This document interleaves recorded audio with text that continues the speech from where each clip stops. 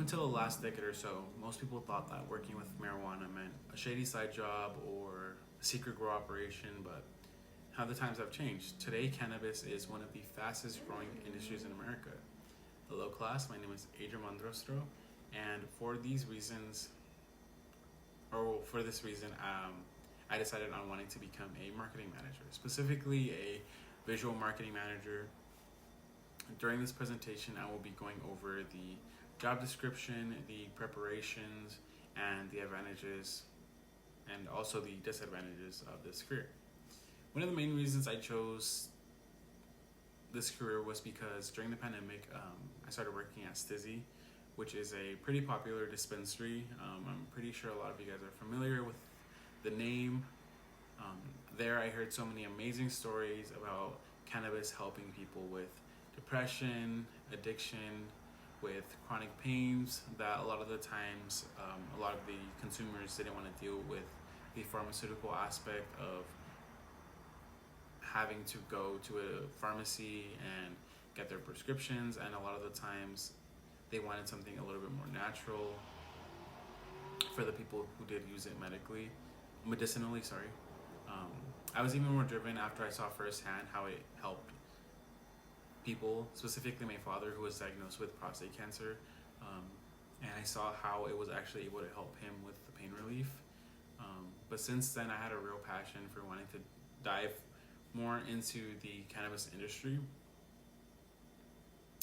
First off, I would want to go into my duties. So as a visual marketing manager, my duties would consist of conducting market research and keeping up with industry trends, meaning that you have to dig into the analytics and keep up with the latest market trends, develop and implement market strategies and campaigns using the insight and knowledge gained from the cannabis market research. So that's just kind of going into the demographics, who's consuming, where, and executing of advertisements, strategies, and campaigns, understanding and keeping up with all of the cannabis marketing campaigns, advertisements and restrictions, which I'll go over a little bit more in depth later. But to finish off the job description, the salary ranges between $60,000 and $70,000 a year. This job would be considered stable, just because it is an essential job, which I will also delve into a little bit more later. But to prepare for this career, I have to obviously transfer, earn my bachelor's degree in marketing, business, communications, or another related field.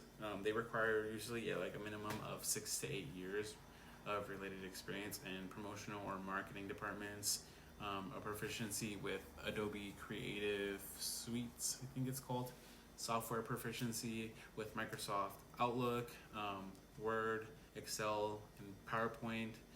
There's also some like specific softwares that they use within the cannabis industry called like Metric or Trees. There's honestly a lot for different dispensaries, but those are just like one of the more popular ones.